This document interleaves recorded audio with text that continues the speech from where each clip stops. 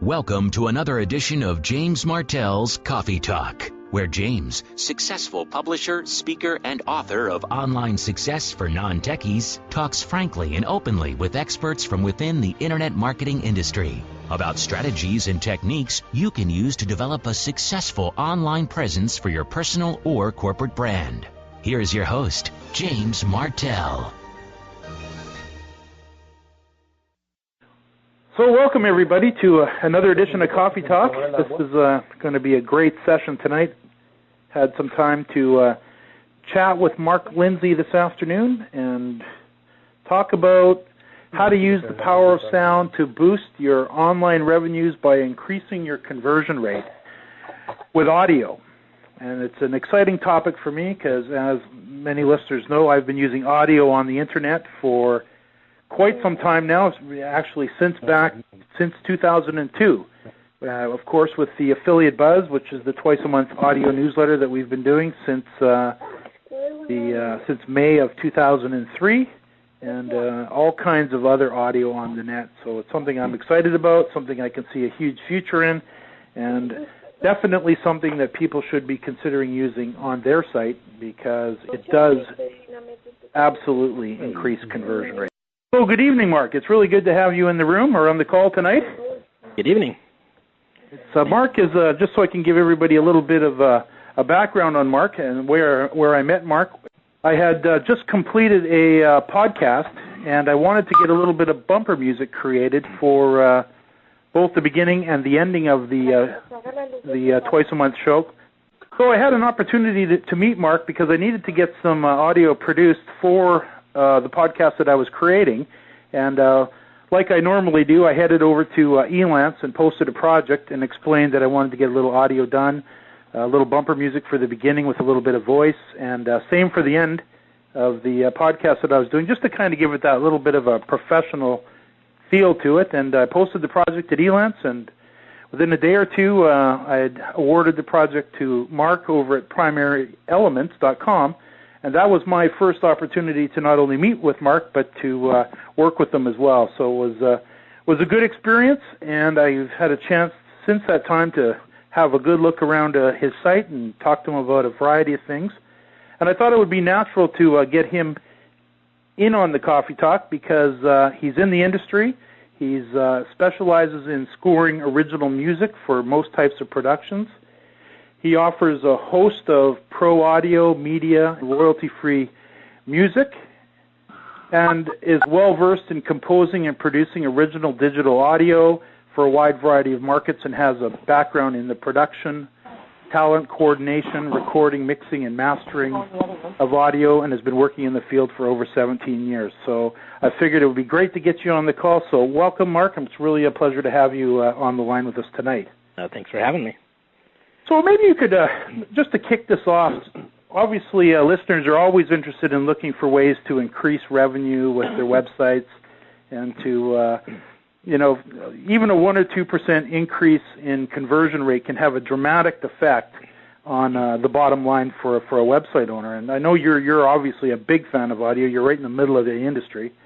So maybe you could just give us a little bit of your background and just give us a little bit of a feel of Primary Elements and Mark Lindsay. Sure.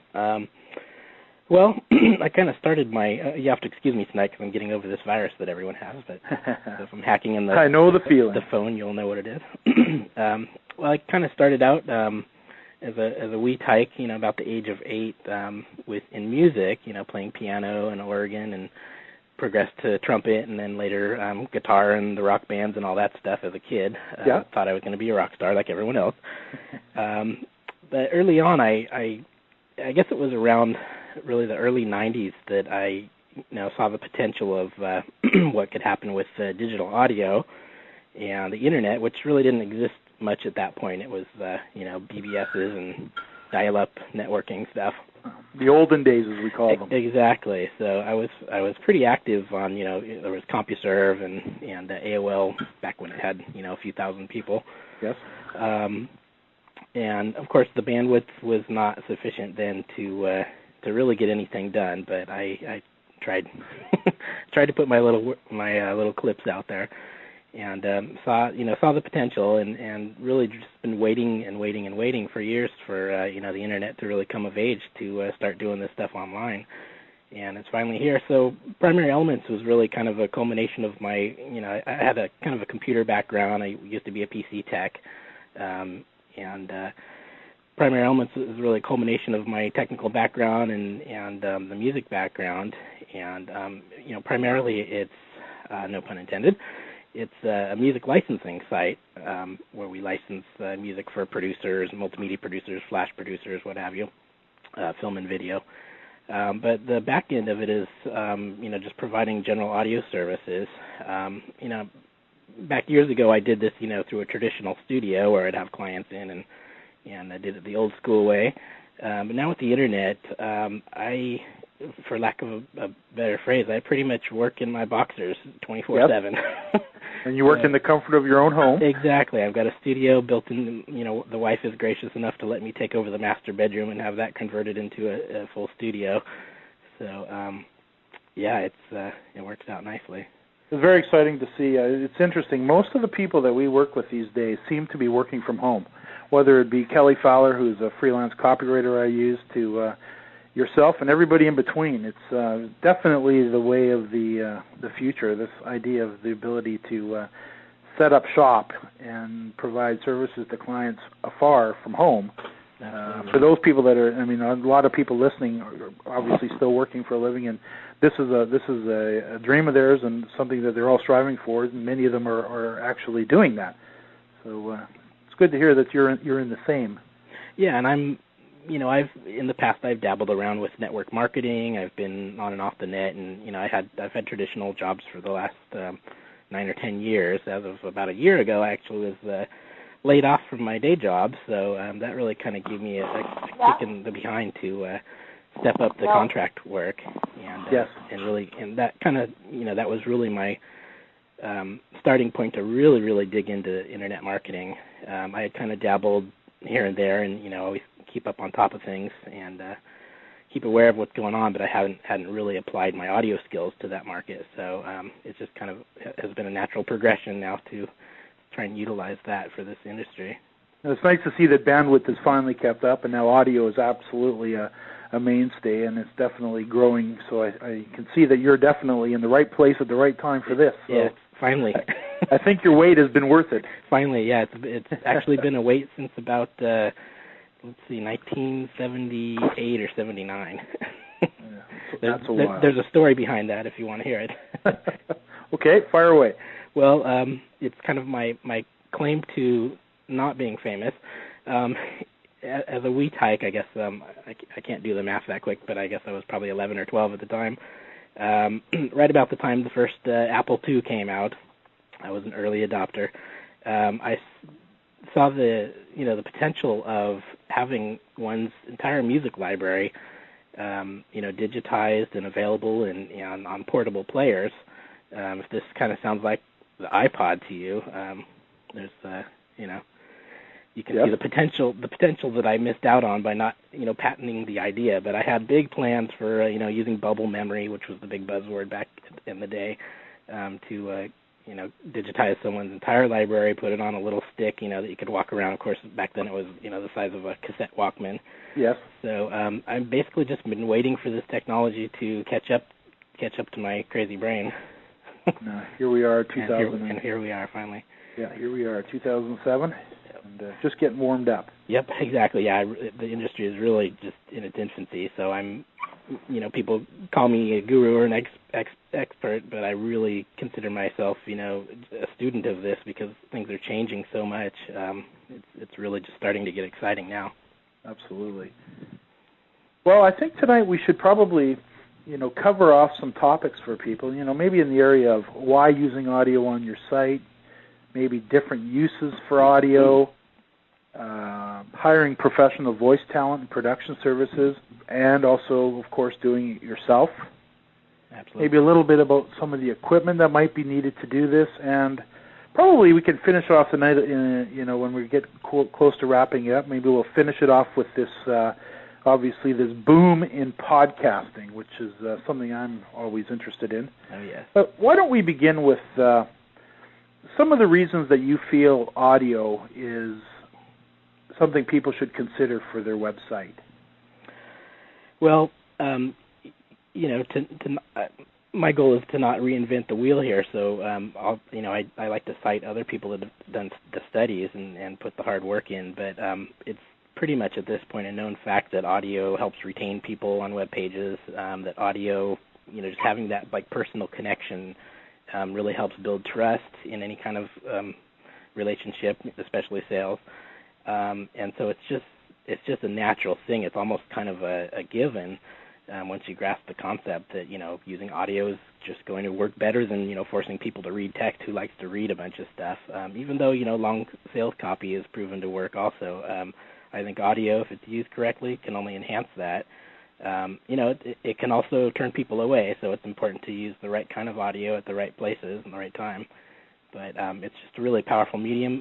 The same can be said to a degree with video, but there are a couple of reasons why that's kind of can work against against the goal by forcing people to sit and look at one place on the page when they could be actually looking closer down to your squeeze area or reading your sales copy. So audio is just a really great medium because it it engages another sense and doesn't take up the eyes. So it's kind of a double shot when you're trying to sell to people. Absolutely, I found it. It's a great way to build rapport with visitors coming in. I can't tell you how many times that I've been approached by people who've had a chance to listen to an audio just like this, and obviously this is audio that's going to be online. Mm-hmm. So this is just another example of audio, but I find it a really good way to introduce yourself through. Obviously we can talk about the uses for audio in a minute, but just generally, a way to build rapport, a way to build trust with your visitors. Absolutely. Have you heard of any studies? Obviously this whole idea of just hearing a person's voice. Have you heard anything about that? It would have to be an effective way to. Yeah, definitely. I mean, I don't have names I can cite off the top of my head, but I've done research on the subject, and there have been studies all the way down to the infant level. There's of course the famous Einstein study or the Mozart study. I'm sorry. Where they've basically proven that there's a calming effect, or there's benefits to creating the dendrites in your brain if you hear music or audio. So I know people have done these studies, and I really think it has to do with like you said, the trust factor. It really kind of breaks the sterile nature of the web.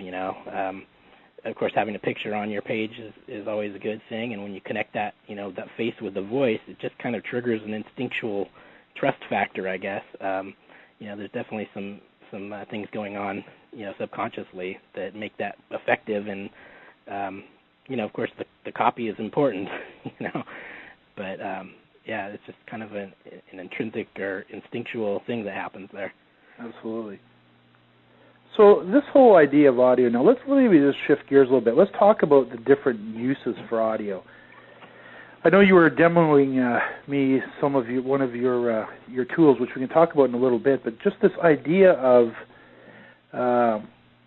coming up with different ideas for audio on a website. It's probably an infinite topic, and I know listeners are generally pretty creative, and I know when it comes to creating content, and audio is just another form of content for a website, same rules apply. You want to capture the attention of the visitor. You want to provide good content, whether it's in text, audio, video. You want to serve their needs and all the usual marketing stuff. Exactly. But what maybe you could give some ideas to where you've seen audio being used. I could share a few as well. Yeah. Well, in the earlier days of the net, when people realized they could put, MIDI music files on their page, you'd go to all these poorly designed pages and just be hounded with music. So I remember those. Yeah, and nothing makes you click the back button quicker. Is that why MIDI was around? Because it played easier, wasn't a high bandwidth? Well, yeah. I mean, some of the early implementations happened to involve MIDI music. Mostly through QuickTime, and there was another thing called a mod player that was kind of had embedded instruments and could play back, in a small little encapsulated file format. So of course now we have all kinds of better ways we can do that, and with bandwidth, we can just stream full bandwidth audio pretty much.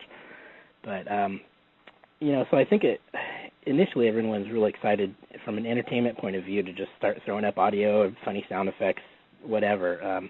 It's only been, I know people have been using audio for marketing for a while, but just recently in the last couple of years, it's really started to pick up, and I think probably fueled by some of those studies, that have really supported how powerful audio is with sales copy. But there's so many different uses, from informational, educational, entertainment, which doesn't really apply to us here. But at the same time, if you have, say, a newsletter series and you're kind of entertaining and informing at the same time, there might be applications there to have an option to have a little nice background music while they read, or also to listen to your newsletter in an audio format. So many ways you can use it. Just on that topic of an audio newsletter, I think it's a brilliant idea. Yeah, which is kind of, that kind of starts to border along with the topic of podcasting, which I know we'll talk about later. But there's so many ways to use audio now, either on a page or through this, through your podcast RSS feed. It's interesting, the amount of number of newsletters I receive in a day is way beyond anything that I could possibly read, and I think most people are probably in the same boat. Yeah. Some I subscribed to, some I didn't, but I still seem to get them. But there's a few really good ones out there, and they're usually, they're text-based and they're interesting, and I can scan through them.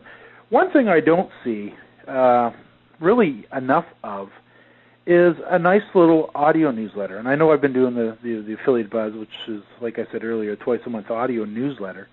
And it's really not that complicated to do, and it's amazing to me that more people are not, creating. I'm all for developing an email list and and everything that goes with that, but this idea of creating a newsletter in an audio file instead of a print medium is something that probably people should seriously consider. Yeah, absolutely, and that's where I've seen some examples of people doing that on the web, or they'll put together a specific page for each newsletter and direct people to that, and they'll have an audio version on there. But I think podcasting has kind of overshadowed that now. It's just so much more convenient to push. That's the great thing with podcasting is once you have subscribers, you can just push that newsletter to them anytime. You don't have to ask them to click anything. They just pop in their iPod, and their iTunes downloads the latest issue automatically. So yeah, it's pretty cool technology. Yeah, and I think we'll get into that in good detail in a little bit here. I think one of the reasons that people may not do it, because I hear this all the time, especially when I'm interviewing. You didn't actually say it, but there's two things that I get from people when I set up a Coffee Talk interview. One, when I ask them for a picture, they always say, no, I hate my picture. And they always got to go scrambling around for some picture as if it was this big hard thing to do, as if they don't have any. Right. And so they don't like to see themselves in a photo. The other thing is they say, I can't stand listening to my own voice. Right. Well, I fall into both of those categories. No, I think, I think picked the wrong business, didn't I? It seems to be a human nature type of thing that people just don't like to see their own photo, and they don't like to hear their own voice. Which is the opposite of what all their customers and potential clients want, believe. Absolutely. So a nice photo. Absolutely, a nice photo of somebody with an audio that goes along with it, like you said earlier. I think it's a way to customize your website, and really, that little 1-2 punch can really set yourself apart really quickly from your competitive website. So it's I don't remember who it was that said this, but it was another really popular internet marketing guy mentioned that it's. A website never sells to anyone. You never buy from a website. You buy from the person that's running the website.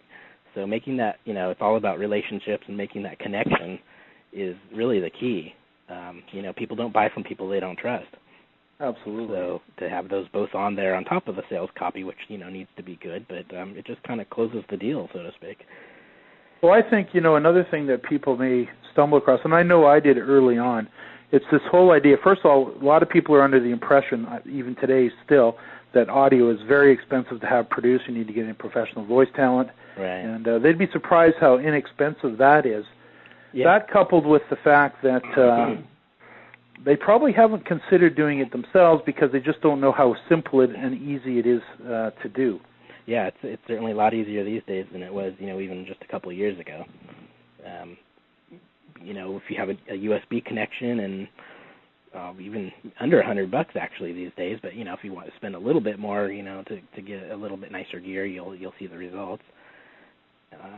It's pretty easy to get that going. It's really the part that kind of requires a little more experience, and it's definitely obtainable by anybody. Is the production after the fact, is editing what you've recorded and putting in music and what have you, and that's it's really not brain surgery. Absolutely. So anyone can learn to do that. It's some people are too busy or too successful or kind of in the middle, and prefer to have someone else do that does that as their sole gig. But it's definitely obtainable. Well, I know. I remember probably about a year ago I went surfing around the net, and we can probably talk about the tools and stuff to produce it. Mm-hmm. But I was finding very simple little MP3 players, MP3 recorders, that all I needed was my headset with a microphone. I could sit down and instantly record a 10-minute segment on anything. Exactly. And literally hit the save button. Now it's done. Now, from that point, it's a matter of deciding if you want to clean it up a little bit, add a little music to it, or just leave it the way it is. It's usually the content of of what you're talking about versus versus the quality of the production. It's to me, I'm always interested in the information before the level, because I think we come out of an era where everything was highly produced, movies, TV, even radio, where they edit out every little crackle, every little pop. Exactly. Yeah, it becomes sterile, which is what we're trying to get away from actually. So how would you? Let's continue down this path of talking about different types of uses, because I think it's really, of course, as usual, you're going to have to focus on, or a person will have to focus on their visitor and providing them what they're looking for, to help them, serve their needs when they arrive on the site. I know a few of the things that I've been doing for audio, might be, and it's kind of unique stuff. It's stuff that I don't usually see. I can't say I haven't ever seen it, but it's rare. But a nice little FAQ area on a website that instead you could have the message posted there. Absolutely, yeah. It's actually something that's on my to-do list to do the same for my site right now. If a lot of FAQ pages are separated into categories and what have you. If you had one separate audio for each category, so that it wouldn't it's broken down into nice bite-sized chunks, that would certainly work. Someone could be listening to that and be off onto some other area of the site, depending on how you implement the audio. You can you can implement a flash audio player and have it as a pop-up, so people can cruise around and look at your other stuff while they're listening. Absolutely. It's also audio is also a great way to give people direction. Yeah, navigational. It's funny. Years ago, a couple of years ago, there was technology called Beatnik, which everyone got all crazy about for 5 minutes at least. It was the ability. I think it was using Java actually to embed little bleeps and bloops on your website, and that was fun. Like I said, for a couple of minutes, and then people realized it was just getting annoying. But I think on a more informational point of view, just explaining how your site works. Maybe explaining where to find stuff. It can be a really, really great tool. I kind of do that on my home page. I just briefly talk about, what the service is about and how to get to the music, basically. So I think that can be a really, really great tool. Absolutely. I mean, one of the things that I've also seen and had a chance to use myself is it's a great way to entice a visitor to click through to a merchant. Oh, yeah.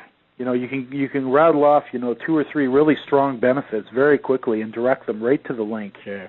They can click through. Same thing goes for an audio newsletter. If you've got something, that you're going to give away a free report or some type of information, and then you invite them through audio to, you can actually even point out to them where on the page the form is that they can fill out to get that free information right now. Absolutely, and the great thing with audio is you can stress those benefits right up front. You're telling them you're going to give them something free, and here's why you really need it. And they might not have even, their eyes might not have reached the part of your sales copy that mentions that, and they might be ready to click away, and they hear that and they give it a chance. So that's the power of keep saving sales, and you can really convert people amazingly with this technology. And I guess, obviously when we're creating audio, same rules apply to, we always talk about creating a strong headline for your page with enticing copy, and same goes for the audio. Absolutely. You wouldn't begin with anything other than something that was going to grab their attention and hopefully hold it. Exactly. And that's an area that I'm admittedly less experienced on, the actual copywriting. I have some writers that I work with when I really need to go, top end. I've largely kind of taught myself what I know now, and I've been following folks like you to pick up whatever I can. But yeah, it's important. There again, even so-so copy, as long as it's honest and direct, I think still, so-so copy in audio is better than no audio at all. I wouldn't say that poor copy would help necessarily, because that's just going to turn people off. But yes. But yeah, it's just as important as your page copy, I'm sure. I know you probably had a chance to set up a couple of demos of some of the things that you'd worked on. Why don't we take a moment and let people have a little listen? Sure. Maybe you could give us a little background on how this works and a little bit of what you've done, because I think it'll really bring this idea of audio on a page to life. Okay, sure. Let's see which one I should click off here. Well, we haven't talked about the auction capability yet. We'll stay with websites first, and then we'll talk about auction use in a minute. Okay. I guess the best way to start is I'll just play a little brief segment from the intro on my website, which you guys can hear if you go directly to the site. I'll just play a couple seconds of it so you can hear the attention grabber at the beginning in a couple seconds. Here we go. Hi, this is Mark Lindsay, owner and creative director of PrimaryElements.com. Thanks for visiting. If you're new to PE, please take a few minutes to discover some of the superb royalty-free production music tracks that I've assembled for you, or explore my list of available pro audio, media, and web services. I'll save it at that. That wasn't the one that had the big grabber at the beginning. Okay. But that's kind of the informational. It's using my talking speaker service. So it's a nice little flash player that doesn't actually hound the people with the audio right when they hit the page, because that's kind of been shown to turn people off. Yes. Absolutely. Yeah, but it's a click to play kind of a thing. And there's another thing I'll talk about, another feature of the talking speaker that we'll talk about in a minute that really can help bridge the gap there between those. But it's just a kind of a real low-key introduction to the site that tells people how to get around and what the site's all about. So with this idea of not playing an audio the second somebody comes in, and we can kind of cover this off a little bit. I think everybody's probably experienced the old, you land on somebody's web page, your speakers are turned up, and they've got audio, and it basically knocks you out of your chair. Right. It goes along the lines, there's one thing, one of my standard rules is don't piss off your customers. Exactly. Never do that. Exactly. And I guess number two would be don't scare them to death with booming audio when they're not expecting it. Right, and don't knock them over the head with, super hype sales pitch right off the bat.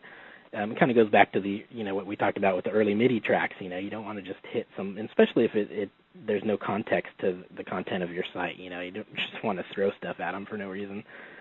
Absolutely. Okay, so now that was a nice little intro for your site. I know you played one for me today about a non-smoking ad. Right. And maybe you could explain this. I know you've got. We'll talk about the technology in a minute, but let's talk about the concept of how you. I think you came up with a word called tickler. Tickle play. Tickle play. So when they land on the page, they do get a little bit of audio. Exactly. But then it goes away, and it encourages them to continue, but it goes away. Right. So maybe why don't you cue that one up? Let people listen, because I think this is really a good example of what can be done. And I think people, once they hear it, they're going to say, wow, this could be really powerful on my own site. Absolutely. Well, I'll go ahead and play it first, and then we can talk about it. Here we go. Click the play button to find out about the 3 stop smoking products we are giving away free for you today. And that's it. It's as simple as it is. Not enough audio to really turn someone off, and of course, unless they have their speakers, turned up full blast. But it's it's deliberately recorded, and in the player at a lower volume than the actual full production, so it doesn't totally knock them off. It's enough for them to hear it. It's really, I call it tickle play because it's just a little kind of a nudge, a little tickle to let them know, hey, there's something up here, there's some info. Right off the bat, it lets them know that they're giving away something free and to check it out. Really gives them the benefit. Yeah, really soft sell, nice little benefit, and of course the button for the thing is right down next to the squeeze page, or the squeeze. Would you mind playing that one more time? Sure. Click the play button to find out about the 3 Stop Smoking products we are giving away free for you today. Yes, I like that. You know, it gives them a little bit of direction right off the bat, gets them interacting with the page. Exactly, and then there's part of this feature is the ability to actually have multiple tickles. So it sounds kind of funny talking about it that way, but on this particular player, a couple seconds after it loads, it plays the first tickle, and then about 30 or 40 seconds later, there's a second one, which is, you know, these can be anything, by the way. They can be totally customized. They can be funny. They can be humorous, which is, you know, using humor has been shown to be, you know, a great sales tactic. So I'll go ahead and play you the second one. It's pretty similar in this particular case, but it kind of uses a little stronger language, gets them to try and click. Here we go. Click play on the talking speaker player to hear how you can grab a free Stop Smoking gift package today. Same kind of message, uses a little more commanding language, you know, to click play. It's a little stronger. It grabs their attention. That comes in at about the 30-second mark, where if they're still on the page and haven't done anything, you know, there's a good chance they're going to be leaving soon. So, you know, that method versus, you know, an annoying pop-up jumping up on you. Exactly. You know, when you first land on the page. Have you ever had it happen where you start to read the sales copy and all of a sudden you get interrupted by a pop-up? Exactly. They've got your attention and then they blow you away. It's exactly.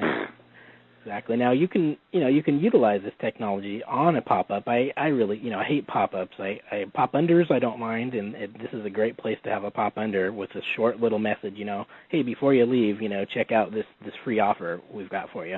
That's right. And that could actually be a full autoplay at that point, although I'd still think that it'd be better just to have the prompt and let them decide if they want to hear the whole message. Absolutely. So it's really that little demonstration too would be a dynamite way to increase newsletter signups. Oh, absolutely, yeah. So and just if you're going to give them a free report, you can mention the benefits of it, and you can tell them where to click and what to do. Exactly. Just to be able to point out where the sign up is, you know, even with your little squeeze form right there on the side, some people just don't get it. You know, they don't see it.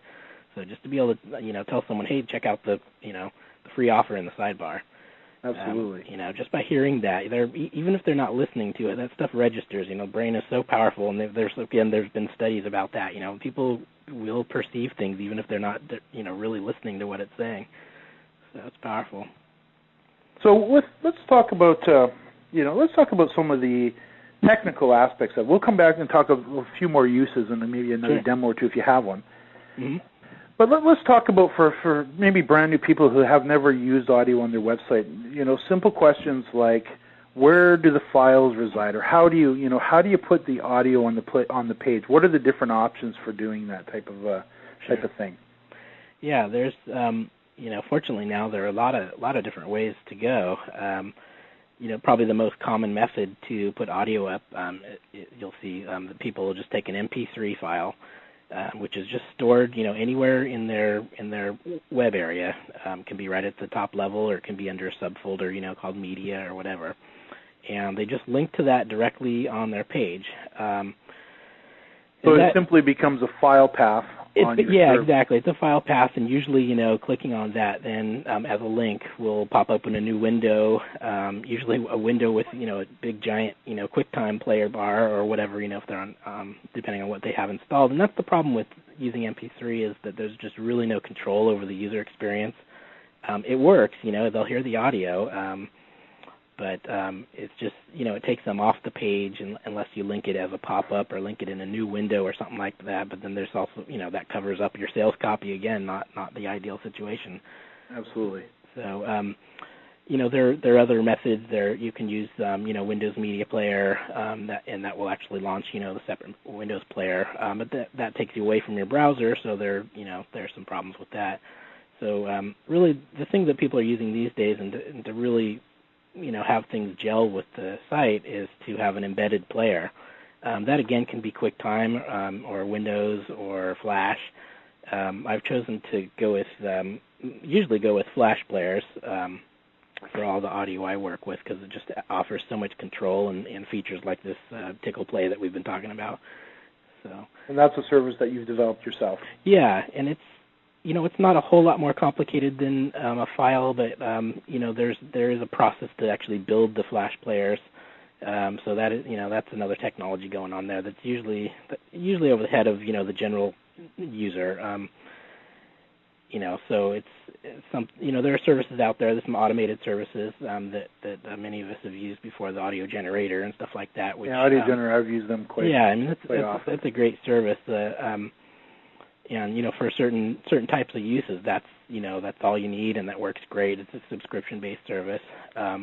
For people that just maybe want to start with one sales page, and they don't necessarily want to pay monthly for the thing until they see if it works. Yes. It often is more economical, actually, and pays for itself in a couple months to spend a little bit more on a more professional production that sounds better, maybe has music, and then they own the player. They can use it there forever. So I would imagine, I know with Audio Generator, it's simply they give you a little piece of code. So you go and you record the message, you record the audio, whatever you're gonna use for the audio. Right.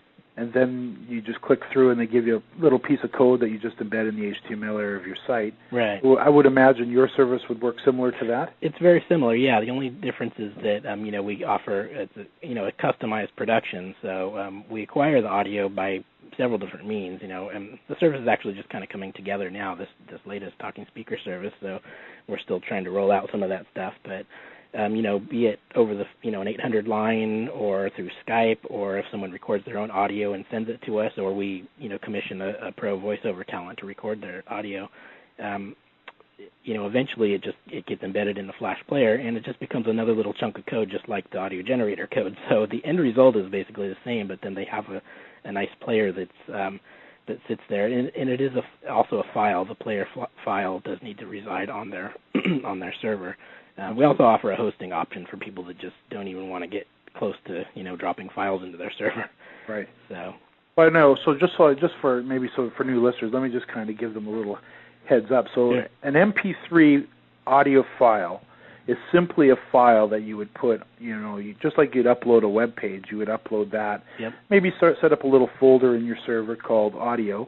Sure. And within that, you would name the file of the audio you just created. .mp3. Yep, that's it. And then your file path to that audio would be simply your website address, like affiliatemarketersbootcamp.com /audio / whatever the file name .mp3.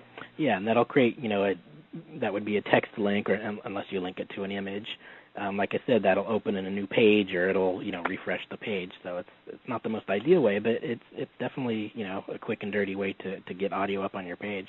Well, I'll tell you, one of the reasons I like MP3 for some applications is because I find now my audios are usually generally quite long. Like this one, obviously, is going to be 45 minutes, sure. 60 minutes, and I find that a lot of people they like to download the file into their MP3 player. Mm-hmm. So they can burn it to CDs, so they can listen to it in the car and that type of thing, and that's a really good option for people. Absolutely. The Flash version that we're talking about, which is a service like Audio Generator or your service at Primary Elements, is actually a lot simpler to work with. It's simpler to work with, but yeah, like as you mentioned, it's more of a dedicated application. You're gonna create it for a specific sales page, and you're gonna stick it there and leave it there, basically. That's right. And it's designed to talk to that visitor while they're on your site. Exactly. Now, it's not really been designed for them to take it away with them. And in those cases, you'd probably want to go with an MP3. Definitely. Now, I've noticed on your Coffee Talk series, you've posted that you use the Audio Generator for the program, but then you also have an MP3 there, which is a perfect way to implement that. If people do want to grab and go, it's there. Of course, you can expand that and have a podcast and just have someone subscribe to those. So it's really, it's a good idea to have all of those options, depending on the type of audio. If it's a sales pitch, then it really only applies to when they're sitting there looking at your sales page. If it's an informational thing or a newsletter, that's something you would definitely want them to be able to grab and go. So that's right. Yeah. But employing all of these, that's what's so exciting about it. There's so many different ways you can do this stuff, and the more you can do, the better, really. What about things like music? Obviously, you come from a world you've developed music, and you've been offering that service by the sounds of things for years. Mm-hmm. So for somebody that may be a little new to this, where do you get the music, or how does the music become a part of this? Well, honestly, I haven't heard people use a whole lot of music yet, and I'm not sure why, because that's again, just like audio alone, it's been proven that, having a nice slick production with a little bit of music can really enhance the experience. You start to get into an odd area where, you have to be careful of your music choice, because you can put some really nasty stuff on there and it'll turn people off immediately. Yes. So you definitely have to make some appropriate selections, and that's where, hiring a pro comes in. They'll be able to help guide you and, direct you to the proper kind of music. But, music is really an odd space right now because of the iPod and, MP3s specifically. A lot of people think they can just take whatever music they want and slap it on their webpage or slap it on their podcast or whatever and just roll with it. But, people own that music. Someone, spent, blood, sweat, and tears to create that audio at some point. So what we have is what we call royalty-free music. Sometimes it's called buyout music. And it's basically, there's services like Primary Elements. There are a ton of them out there now, actually, where you can go and you can pay a nominal fee that's actually really affordable these days to license the track. So you don't own it like you do when you buy a CD or something like that. You license the usage of that track for a specific use or for multiple uses. And it's really quite affordable, and then you're totally clear and everybody's happy, everyone's been paid, and it's it's really the right way to go. So typically now, Audio Generator, I know what they cost. They're $29.95 a month. Mm-hmm. That's like you said, they're a subscription-based service, and right. you pay for them monthly. With your service, you've packaged it up a little bit differently, and you've got a different audio. You've got a bunch of features that they don't have. Right. Maybe you could at first explain what's the differences between the two services, and then talk a little bit about the cost. Sure.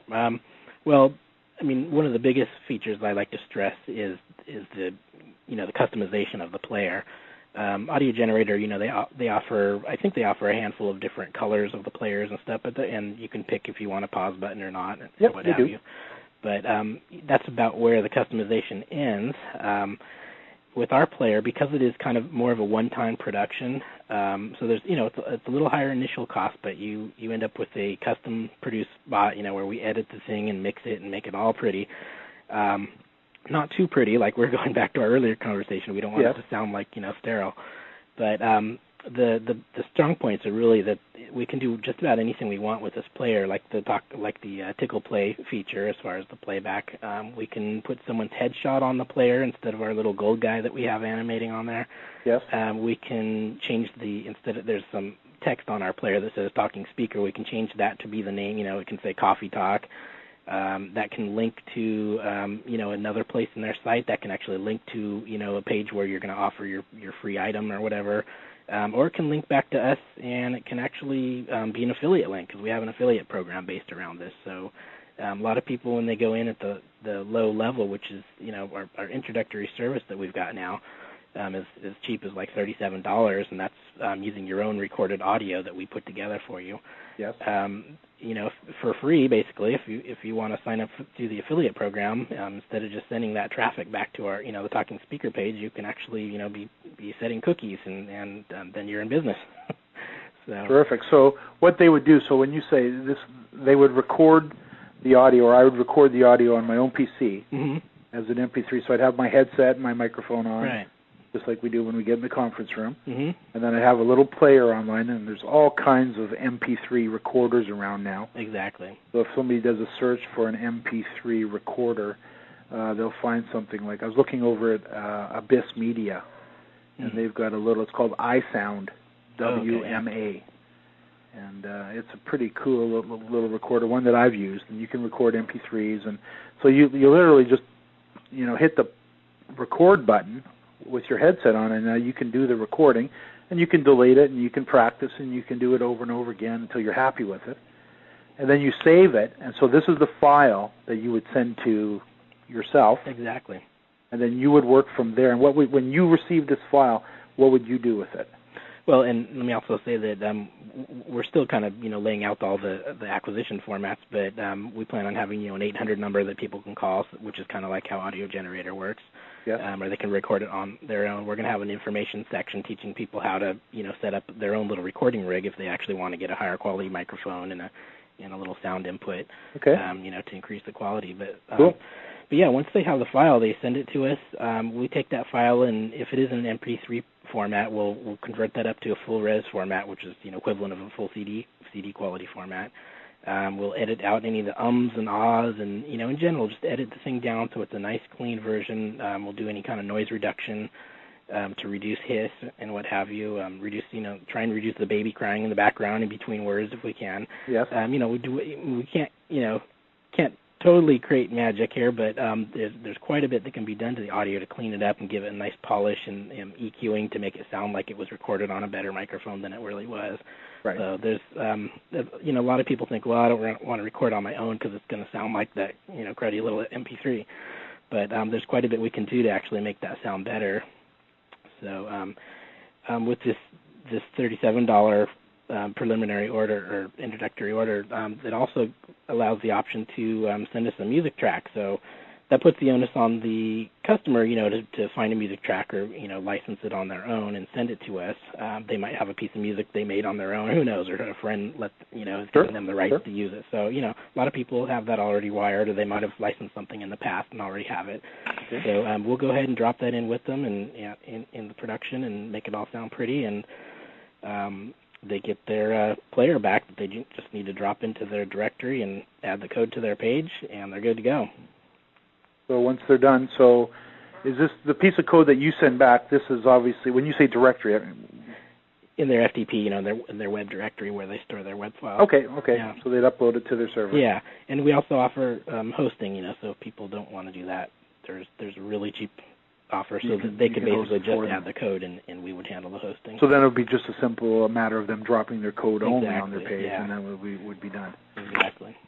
Now, one of the things, back on just quickly on the topic of uses for audio, one of the things that I've been planning on doing very shortly here for one of my sites is actually, and in my trainings with the affiliate marketers handbook and that type of thing, I'm always teaching, think pages, not sites. So we build individual web pages one at a time. Sure. Search engines don't index websites, they index web pages. Exactly. Every page on the net gets its own ranking and its own listing in the index. Right.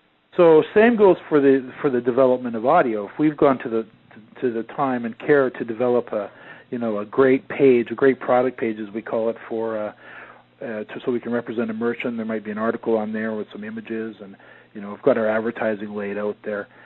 This would be the page that we would want to create a nice audio for. Absolutely, yeah. It's really, you're making a little. It's pretty small, but you are making an investment, in this product.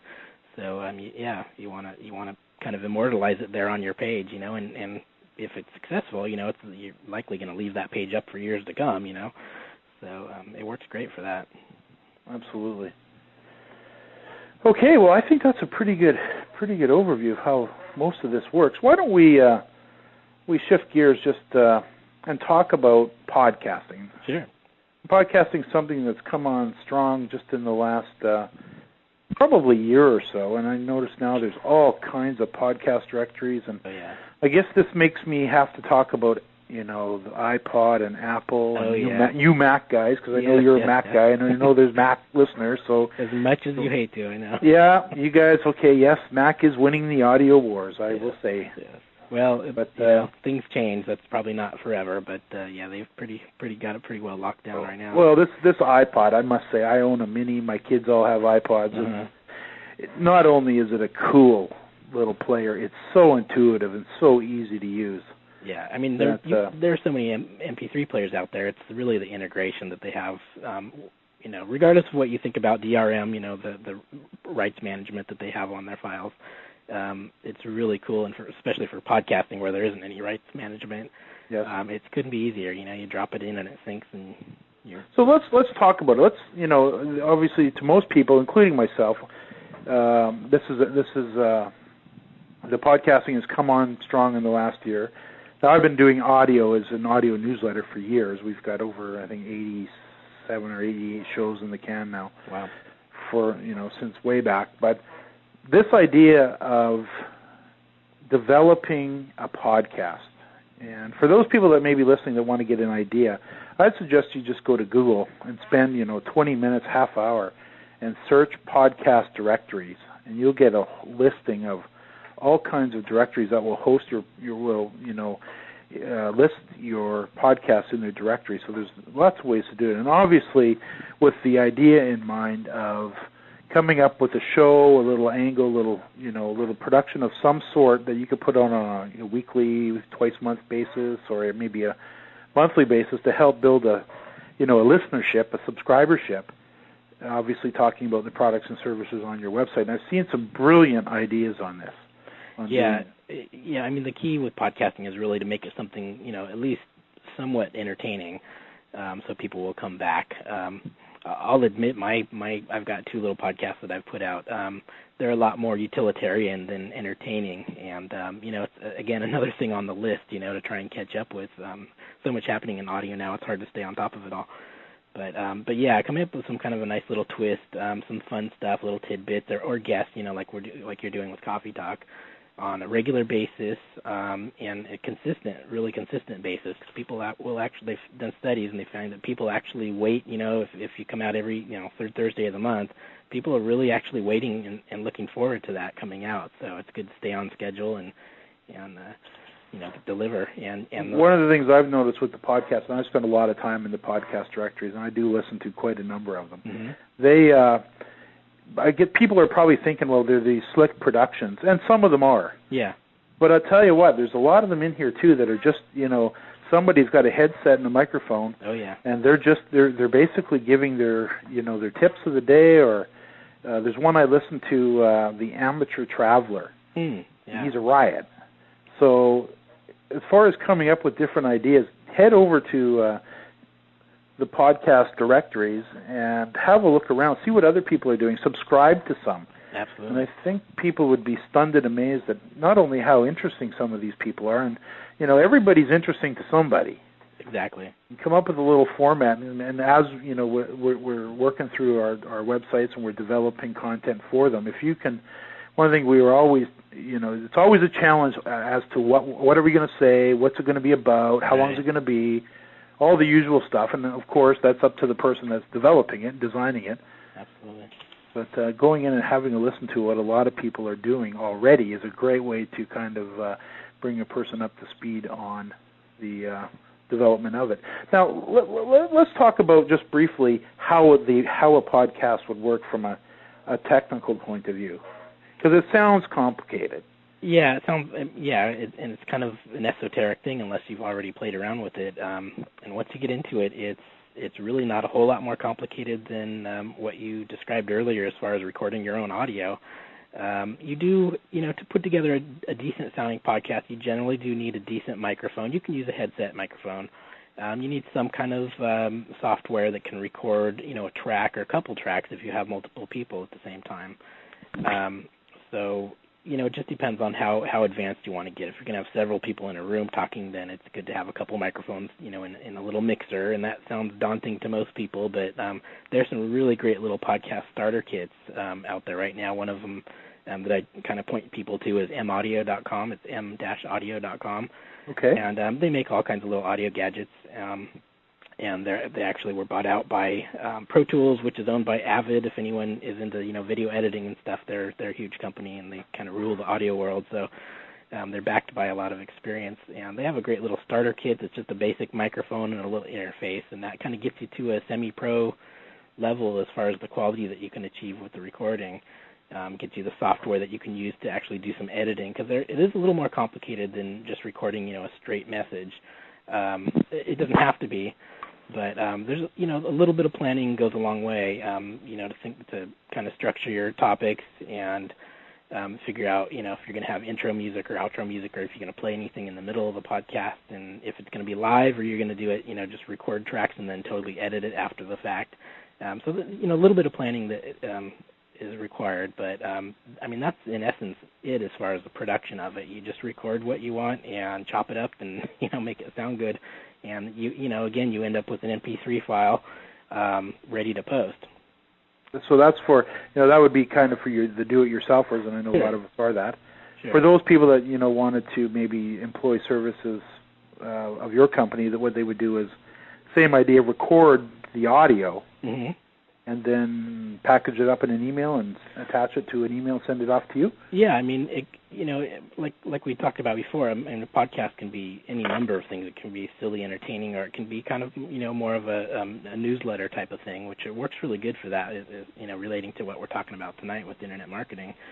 And so, it doesn't have to, the content doesn't have to be more complicated than just a single voice, or you might actually have someone on a call that you record, or just two people, sharing a microphone talking about the newsletter. And yeah, you send the audio file. A company like mine, can create like a custom music bumper, intro and outro that kind of gives the podcast its own theme, which is really important. So it's something recognizable on. If anyone's ever been on iTunes, sifting through, listening to the previews of the podcast, you get to hear I think it's, 30 seconds or a minute of it or something like that. You can, whatever you hear in the beginning kind of becomes the trademark of the podcast. So if you have the same piece of music that you use or something wacky in the beginning every time, that will really kind of build the brand of your podcast, so it becomes recognizable.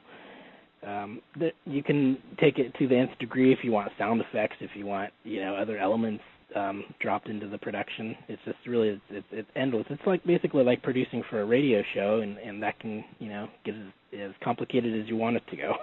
Or as simple as you want. Or exactly, yeah. I mean, it can sound daunting, but it doesn't have to be really complicated. It can be a single voice and maybe a little music bumper on a regular basis. That's it.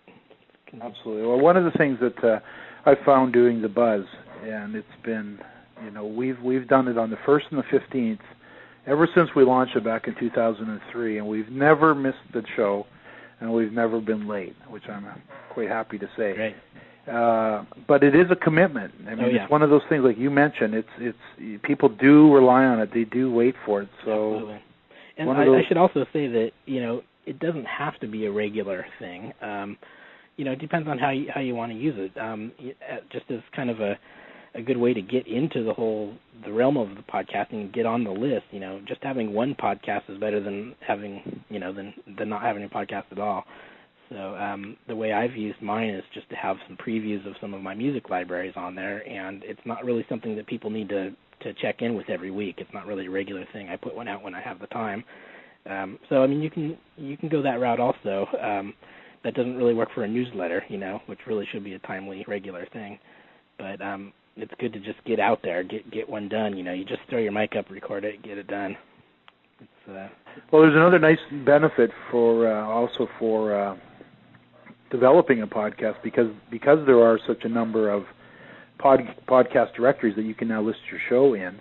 Mm-hmm. Many of those directories will actually give you a link back to your website. Absolutely. So for us that are building natural search traffic, obviously one of the keys to doing that is to have other reputable websites linking back to you.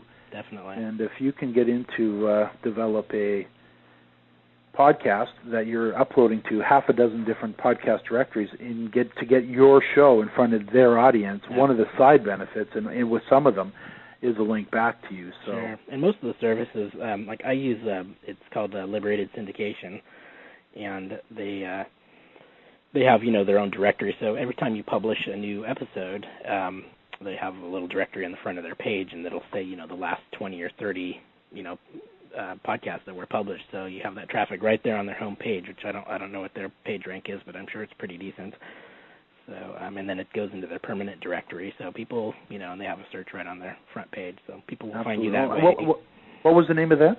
It's called Liberated Syndication. I think they're libsyn.com, libsyn.com. libsyn.com. And they're now with the podcast, just to give you a little bit of the technical info. Once you have your finished production, which is an MP3 file, that does need to be hosted on some server that has an RSS capability. Yes. And that's the syndication capability. So it's not quite as easy as just dumping that, into next to your web files. You do need to host that with on a server. Some people have servers that can handle that directly, but usually people will go with the third-party service. They're really easy to work with. Libsyn I like because it's a monthly subscription, but it's really affordable, and they don't charge you based on the amount of traffic that you have. It's just based on the megabytes that you use for the actual media. So if you have a podcast that gets really popular, you don't have to take it in the Yeah, you don't have to get killed with bandwidth expenses. Exactly. So, and it's really, I think it's like $5 for 100 megabytes a month, and you can refresh that 100 megabytes every month. So, then they go scale up from there. Terrific. One of the with a podcast with a syndicated, which means that podcast can be pushed out over other websites as well. Exactly. One of the things that listeners probably want to do a little check on, just to show how powerful this type of strategy is for just building pure information or interest in your website, is if some people would know I interviewed Linda Woods from Partner Centric some time ago, and this application can be done with any topic. So it's just a matter of coming up with an interesting, podcast, interesting audio file, which is really all we're talking about here. Exactly. And a way of delivering it so other people could be interested in it. But if you go to Google and you type in quotes, James Martell, and then beside it type in Linda Woods, also in quotes, and you hit enter, you'll see that there's, I don't know how many pages that have materialized all of a sudden based around that one interview that I did on the net. So this idea of creating content, an audio formatted content that you can push out into these directories where you're talking about, you may have a website around fishing. You may be fishing products. So it wouldn't be hard to come up with a topic, based on that. Absolutely. Well, another good technique that I've seen a couple of people using but surprisingly haven't really caught on yet is a lot of internet marketing people, their first thing they want to do is put together an ebook. Yep. And, there are plenty of people out there teaching people how to make ebooks. Pretty easy, actually. So what you do is you just record, a couple of little juicy bits of the ebook. Don't give it all away. Just record, the first page and get people interested. Put that out as a podcast. Maybe you have a series of ebooks, put those out every month, and that just will drive people directly to your site and where, they're going to want to hear more. And, you're happy to take their money to give them the rest of it. Absolutely. Great little technique. Yeah. I just did a little search myself for James Martell in quotes and then Linda Woods in quotes beside it. And 467 pages talking about that show. Yeah, it's almost, it's not viral because these are actual, search engines that are, syndicated feeds that are linked together, but it has a viral effect in that it's, once you put it out, like if you, sign up with Libsyn and drop your podcast in there, it doesn't, they actually have a service where they'll shoot out a message to Yahoo and, all these other big high-profile sites. They automatically have iTunes integration, so you're right up on iTunes within a day. That's powerful because we're talking millions and millions of people that are scanning through that stuff. Absolutely. So if somebody was to sit down and really come up with, and a show doesn't have to be that long. It might be only 10 minutes. Sure. Oh, yeah. And it might be right off the cuff. It might be, just, your take on something that's going on in the industry that you're focused on. Exactly. So it really doesn't have to be a complicated thing. And if you consider that you can also make this your audio newsletter and push it out to your list, you can actually do two things with one. You can send it out as a podcast for the general planet. Yep. And then if you're building a newsletter list and you've decided to go audio versus text-based, which I think is a brilliant idea and something that most, they're rare, especially when compared to a print version newsletter. Definitely. And you push that out. Now you can develop one little piece of audio, 10, 15 minutes in length, package it up, make it sound good, put a little bumper music on it, back and front and back like you mentioned. Yep. Maybe clean it up a little bit and do it once a month and get in the habit of sending that audio out to your newsletter list and as a podcast and watch it spread. And you're going to find new viewers. The traditional way, is everyone does the AdWords route, which, you got to do, I guess, if you're serious. And there are other techniques, using natural search. But sure. This is free. Podcasting is free. It's free for the users. It's, you might have a very minimal expense, if you want to buy a microphone or to pony up for the software, initially if you want to do something a little more advanced. But virtually, it's free to post. It's, maybe a couple bucks a month, like I said, for the, the syndication service. But you're not paying a per click when people sign up for the thing. It's totally free. They can download it and pop it in their iPod and, then come and visit your site when they get to work after their commute. You bet. So absolutely. It's really powerful. So that's the nice thing about, this with a podcast. You're basically, your information about your site, your merchants, your product, your topic could be in somebody's pocket in their iPod. They're listening to you, about your merchants, with their headset on and they're on the subway in New York. And within a day of you publishing it, the next time they drop their iPod in or whatever, their player into iTunes, it'll sync right up and they've got it the next day. It's a very interesting time that we're at. As a buddy of mine, we talk about this at length. In the old days, if you wanted to broadcast audio, you needed to own a radio station or become a DJ. Exactly. And you needed to go out and, you were licensed and you were limited to what you could actually produce. Or you had to buy ad time or, buy a show. Absolutely, and it's very expensive. So today, just so people get the power of this, that we can actually create our own show, and we don't need to ask anybody permission. We don't have to get licensed by the government. Yeah. So we can create, our own brand with our own bumper music and our own topic. It's really worth doing. It's worth sitting down, getting a pad and a paper, brainstorming it, developing it, making some mistakes, but practicing with it, and over time, within a short period of time, I'll bet you a lot of the listeners can have a really cool little podcast for their topic. Absolutely. And, all the traditional, network marketing techniques apply to podcasting too. They really kind of feed off each other. If you really have something cool that you've come up with or, something interesting, you can put out a press release, for free on, PRWeb or whatever, and that brings traffic to the podcast, which then brings traffic back to your site, and it just kind of creates this, a web, I guess. Yeah, and that nice little all roads lead back to your site. Exactly. So it's very cool. Well, Mark, I think you've absolutely shared some very valuable information with the listeners. Great. It's really been a pleasure having you on. Is there anything that comes to mind that you'd like to maybe share before we wrap it up? I'll get your contact information from you in a moment, but before that, anything else come to mind that people may want to be aware of when it comes to audio and this whole topic? Well, I guess, the biggest thing I guess I could impart is just that, to not be afraid of diving in. A lot of people, like we talked about a couple times, are just really scared to touch it. They think it's some voodoo that you have to go through to get the thing done. And, there are always little pitfalls here and there, but really it's with the Internet and the equipment that we've got now, the digital gear and the power of computing, it's really all come to a head now and is really affordable and possible, So my advice would just be to dive in, you can spend time doing the research, but it's pretty much a given now that audio does work, and if you're just kind of smart about how you implement it and and the content that you're using, it really can help your sales. Especially for someone starting out. You want to use every technique that you can to make your sales page work. So, why not use this? If it's $30 or $40 or something to have totally professionally produced nice little spot on your page, it's got to help. So go for it. Absolutely.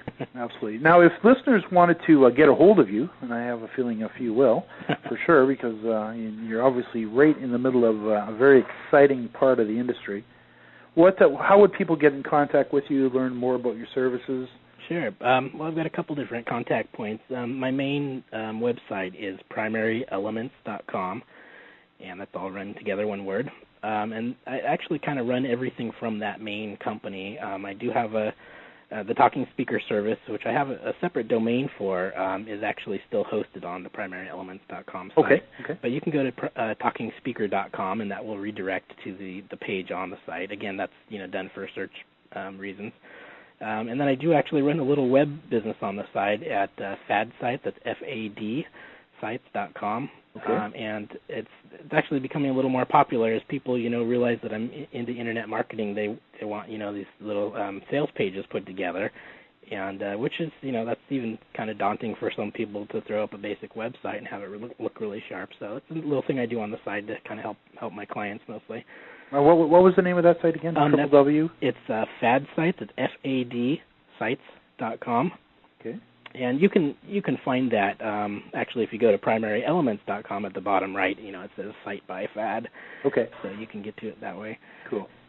So and if people want to get a hold of me directly, there's a contact form on any of these sites, but they can go ahead and send me email at info@primaryelements.com.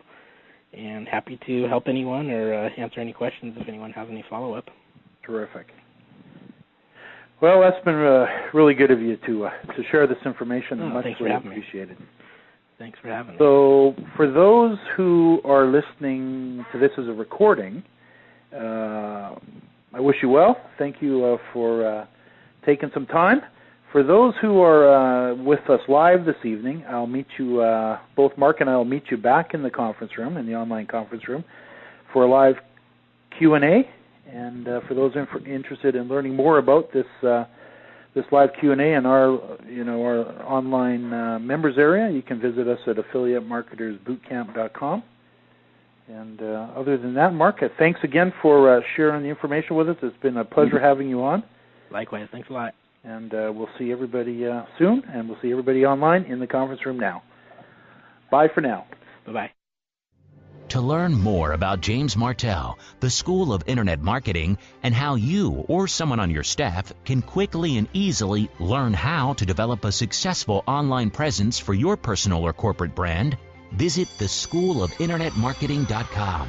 That's www.theschoolofinternetmarketing.com.